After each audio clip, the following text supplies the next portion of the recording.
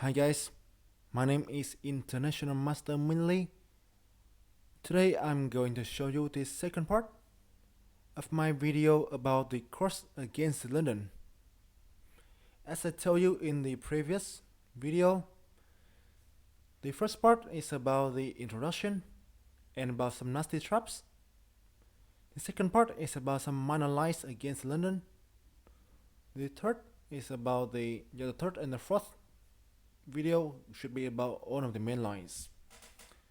So as I did give you earlier, I recommend c5 as a way to counter right away on the center of white, trying to attack the d4 pawn and force white to think how to defend the pawn correctly.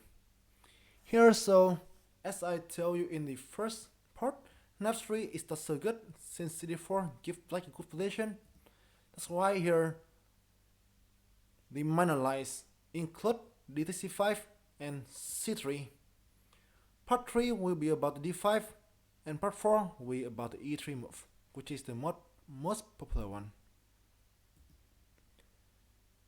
Let's go to the dc5 first. Now we're trying to take the pawn to c5. But this move although it does take a free pawn, but the c5 pawn is really weak and easy to be taken back by black. Also, this is not a move, leaving truly to what white want to play in London. Not so safe, and somehow the position doesn't look like what we want to play. So now what black going to do is play knight to a6, attacking the pawn on c5 right away. Yes, it does. So now white has two choices. He can defend the pawn on c5 by the queen, or he can play some other move to develop. Bishop e3, although it looks like a move that can be played, is really dubious. Since right now black can play e6 to attacking, like putting another pistol attacking on c5, or I can simply play knight u4 to threaten this bishop. But e6 should be something easier for white to play, like this.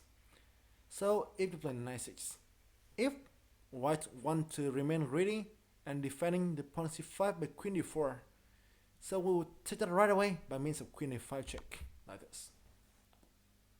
Like this. So now if white play like knight c3 or bishop b2 or knight d2, simply we'll take back the pawn c5 with the queen with a good position. For instance, if white play knight c3, you can simply take on c5 like this with the queen, and you will face no troubles at all, no problems at all. Queen takes, so knight takes, and you got a good position. And one thing I need to remind you to do here, you always want to put your pawn d6. You always want to put your pawn on d6 and then play g6. Since by playing this, you get the bishop to a strong main diagonal, it also helps to limit this bishop on f4, like that. So queen e5, c3, so queen takes c5 like this. Simple queen takes. e3, it looks like white did manage to achieve what we want to do. But now like queen c6. This is very important. Now we refuse to exchange a queen. This bishop cannot move. Since if it moves, so the bishop on the pawn g2 simply drops. That's why I wanted to play knight 3, don't play d6. d6. As I told you earlier, not only we want to play g6, g7, but also right now the move e5 becoming a serious threat, and the queen on d4 is not so stable after all. And always remember me to play this setup with d6 and g6. The bishop will have a lot of potential in the g7 squares, and the bishop on f4 will be limited, really, not having a good life in the future. So if he doesn't play queen d4, when he plays something like e3, like this, same time knight c5, like this one, taking the pawn back, so f3 and on d6.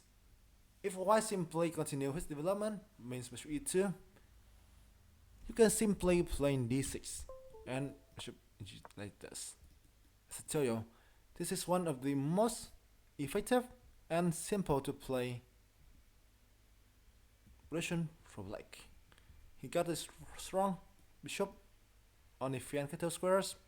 Although this pawn doing a good job to limit this bishop, black can try and develop this bishop and see it by means of bishop f5 or g4, like this and this, or he can simply play b6 and bishop b7, which is good enough for him to obtain a playable position. Against knight c3, you do the absolute same thing, and d6, like this one. Castle next, and then you develop the bishop on c8, and then getting the rook out to the semi-open c file, and you get a good position to play. So again, dc5, it is quite easy to play, for sure, right? So the another choice is playing c3. Why I want to remain compact? So if the pawn takes here, he will take back with the pawn, so he will not harm his pawn structures. But as I told you in the previous part about the nasty traps, we play queen b6. Queen b6. Now, as in the traps I told you earlier, queen b3 right now is not so strong, since we can take in d4. So queen takes, pawn takes. Bishop b8 obviously falls to dc3. But even if white play this one, let's simply play c6, and then getting knight b4 next move, this attack, and things become really tricky for him. But what happened for right now if he plays other move? Right now we are attacking both d4 and b2, and that forces white to defend both of these. But how to do that? Now queen d2 is not a good move, since right now knight e4 can be played, and the queen will lose another tempo.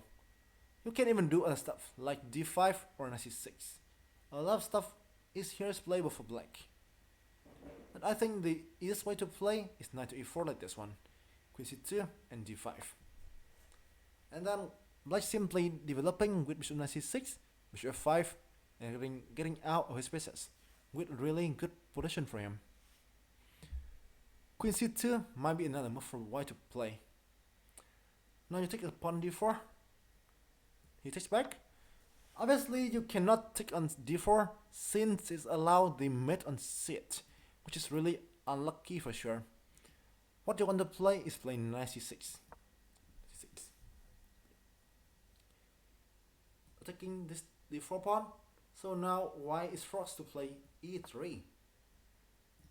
e3 to defending the pawn on d4 in the center.